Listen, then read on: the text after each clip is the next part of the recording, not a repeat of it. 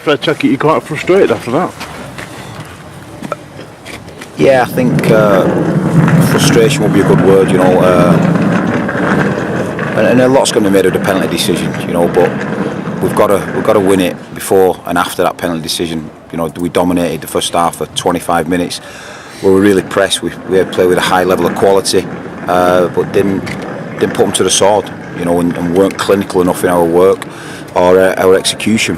So that has to improve. When you come to a place like Dagenham where they're fighting for their lives and fighting for the manager, they're going to put bodies on the line. They're going to put blocks on the line. They're going to, try and get round every single shot you put in. And we've had chances, more chances to win a football game in the last 2 games against Dagenham than quite a few games. So really disappointed by our end product today, and that we've not been ruthless enough in what we do in front of goal. The penalty, have you spoken to the referee? Yeah, I've been seeing him. I've just said to him now. We've got to bridge a gap between what referees think and what football managers and coaches think. We study. I'm on my 8th year studying as a football manager or a coach, and I've invested in a hell of a lot of money to do that. And it's a clear-cut decision. We got the reverse of the decision at Southend with TK. TK got caught wrong side, and he's took him down. When I'd seen it after, it's a bad decision by the referee down at Southend, and we got lucky that day. But today it's the exact same situation. The referee's too far away to give the decision, and it's one that as soon as he's breached the player, and you've got striker who's on 9 goals, breach the wrong side of the defender, because the defender's caught out. The defender has to make it up. He has to do something now to make up his bad body positioning, and he's done that. He's put an arm across him. We've got clear footage of it, and he's took Rosie down to stop Rosie's momentum. Why would a striker, and I hear managers say this a lot, why would a striker in that position go down? Is he looking for a penalty? He doesn't need to. He doesn't want to. He wants to score himself, because Rosie doesn't take penalties from it. So it's a real bad decision, but I can't look past that. I can't look past that decision. I've got to look deeper into it, and I can't become frustrated by it because I can't do anything about it. I can't even appeal the yellow card for a dive. There's physical contact there. Rosie's gone down because of that physical contact, and we haven't got the penalty. But later on, we should score goals from 2 or 3 yards out. Tutty's got a fantastic chance. Jonah's got a fantastic chance. Real good chances. Louis at the post, and I need them both, and I need that goal. Once you get that goal against a team that's fighting, you take away the hope, and that's what we needed to do today. Done everything but score. Well, certainly the first 25 minutes. The second 25 minutes of the first half, I weren't too sure about. It got scruffy, it got messy. We lost our composure. But it's no good coming here saying we've dominated the ball again and we've got nothing from it. You don't get success that way. You don't build forward out of that. So I've got to look at the clinical side of our game and really get that right, because we've took a team on here today, and we should have had positive equity in terms of goals, and we haven't. Hallam Hope signed earlier this week a 3.5-year deal, which is a long deal for this club. Well, I think potentially it is, but with Alan at his age and what we believe he's going to become, I think it's a real progressive signing for the football club. He's someone who will certainly get better with games. He'll get better with age. There's quite a long way to go to get him to that point, but we've got an environment that can do that. We've got coaches who can help develop his career and develop him as a top class player for us, and that's what we'll get. I'm in no doubt that when he scores his first goal, things will settle for him, and he's going to be a fantastic signing for the football club. Does he need a goal? All strikers need a goal. All strikers need a goal, and then things become easy. At times, you tighten up, and he does. He needs a goal now. He's searching for that first one, while he's come back to us at his second point. But we've worked hard behind the scenes to get the Allen one done, and he's someone who definitely takes us forward. A word for the supporters today. The supporters bus, don't know if you know it, he's stuck on the M11 10 miles away. They've not even got to the game yet.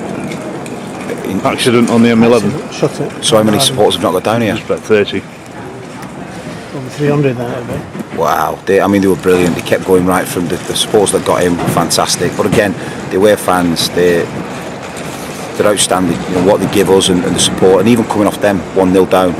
You know, I'm listening to scream at players, but in a positive way. Come on, keep your heads up. We're ready for this challenge. The supporters away from home are just incredible, and they lift you. You know, they lift you. They're the true supporters of this football club. They really are. You know, like you guys who travel down here, you know what it's about. You know, you've got that. You've got the money, the extra money to spend. You know, you've got the car sharing, you've got camaraderie, and then you come down here. And we've not been good enough on the road, but I believe me, it will change. We will pick up more points in the second half of the season on the road, because there's a definite spirit about this football team, but we just need that clinical edge. Good. That said, the worst should have been 0-0, shouldn't it, really? I'm not sure, Keith. I've got to, their mistakes. When you're not scoring, it's not unlucky. When you're not scoring them goals, it's not unlucky. I don't use that word in coaching. If any of your coaches use it, the word unlucky, I find them. It's bad technique. It's bad practice. You know, if you want to be successful and be a champion, you've got to keep repeating on your practice, repeating on it every single day to get better, to improve. I've been lucky enough to work with Jordan Rhodes, Alf Lafondra, Glenn Murray, Will Buckley, Craig Dawson, John Stones, Jacob Butterfield, Vaz Tate. These players have one thing in common. They stay behind at the club from 9 o'clock till 4. 9 o'clock till 4. They're just working, repeating. You know, and this group will, and they have done. But you know, I'm obsessed. I want more from them. And today, it's a mistake when you don't score from 2-3 yards out, or hit it clean, or. And you can say it's great blocks and that, and sometimes it is. It's sometimes it's fantastic, and they've fought for the manager, and I get that. But still, I also the flip side. If you want to be the best at anything, you've got to have that end quality and end execution, a ruthless edge. So we've got to find that, because we have to kill these teams off. At the minute, we're giving them hope, and that's you've got to take that hope away from them, and a goal does that. And they've only had virtually one attempt at goal till you're chasing the game right at the end, haven't they? They've done nothing. Nope. Again, you know, first half, not a shot to save. But listen, you know, I'm not going to stand here daft and keep saying it. I've got to do something about that, and we will, and we'll score goals. And you know, our supporters deserve to go home with 3 points to cheer about, and we've not got that from them. So I'm disappointed for them. But you know, the away performances have got to turn to results. Was there a bit of an element? It almost looked comfy the first half. You know, you look in control, and I said to God, we're going to win this 1-0, 2-0, whatever. Suddenly then you get a bit of momentum change because you concede about 5 or 6 free kicks. Doesn't matter, you get to half time. Then they score, or substitutions, whichever it is, whichever you did. And suddenly the intensity steps up, didn't it? And you suddenly got quicker, you're faster. I think if you're never going to get 2 halves the same. You know, you've been around football a long time, you don't get 2 halves the same. You don't. In football now, you're not getting 20 minutes the same. So I think the first half, they give us maybe too much respect, and we popped it about. They couldn't get anywhere near us, and then they put up a real fight, and we rushed our passing, we rushed our regain count, and we didn't have that same level of quality the second period of first half. But you know, second half, we've tried to do everything to win that game, but we did first half, and we've set about that team first half. You know, and I've just said, that's what I said to the referee. You know, I think the free kick count was something like 11 first half to 2. You know, because you got all in about 10 minutes. Yeah, and it breaks up a flowing team. And I've just said to him, we're not really a physical team. We're not really a dirty team. We're not. But to have 11 free kicks against us, the balance doesn't seem right. So once you've given them free kicks, they can get in shape, they can get set. You know, and so I don't know. They've broke up the flow today, and we're all about flow. But we'll keep sticking with the performances, but we've got to do more in that last third. You mentioned Hope before. He's a lad in need of a goal in at the minute. What is he doing to get a game for someone like Danny Rose not to? We flogged Danny Rose. We've completely flogged him. We've got you know, with Nards and Louis, who was injured, and you know, Nards has been injured quite a lot, and you know, Louis went through that patch with his hernia. Saturday, Tuesday in his first season, it's flogged him, and you know, second half, building him back to where he was. Don't forget last season when he didn't make a start last season, and he got all his goals.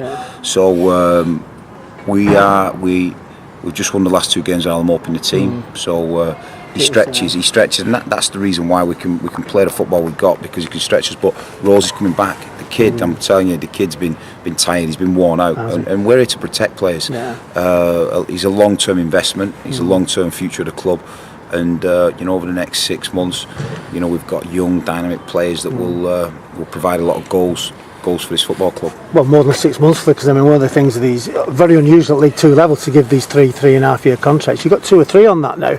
Just shows you that all right, it is a blip today. It is not what you want, but over the years, you've got things in place. Yeah, we know where we're going. We definitely know that, and I think in end of January we'll be able to announce that and show a real vision of where we're going. These are the plans that the sort of, I call it AGM, it's not really, but Yeah, I think just generally letting people know that what is the overall plan and the overall picture, because off the field, the club's trying to go places, but on the field, we are.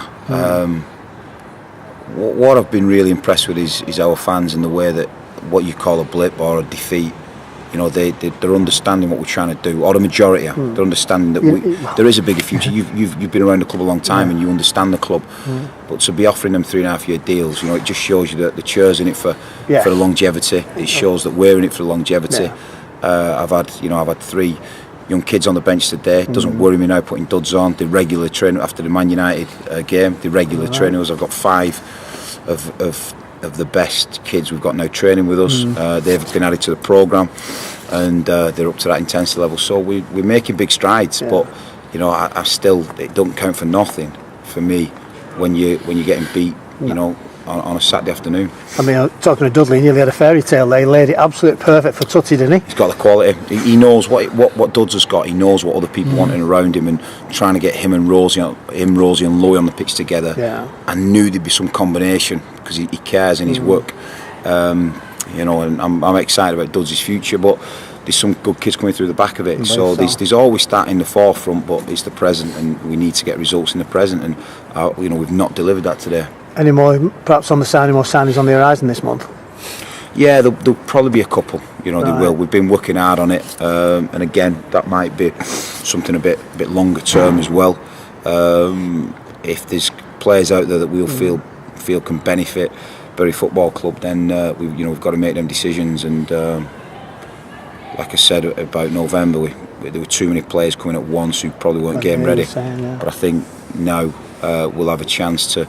You're getting them now for maybe a 6-month period till the end of the season. So you've got to utilise them over the 22 games, but I've got to get a game ready, and that's something that we're looking at the minute. Obviously, you won't tell me the word, but the chairman was saying at the Christmas lunch that there's probably I think his words were a quality midfield player coming in.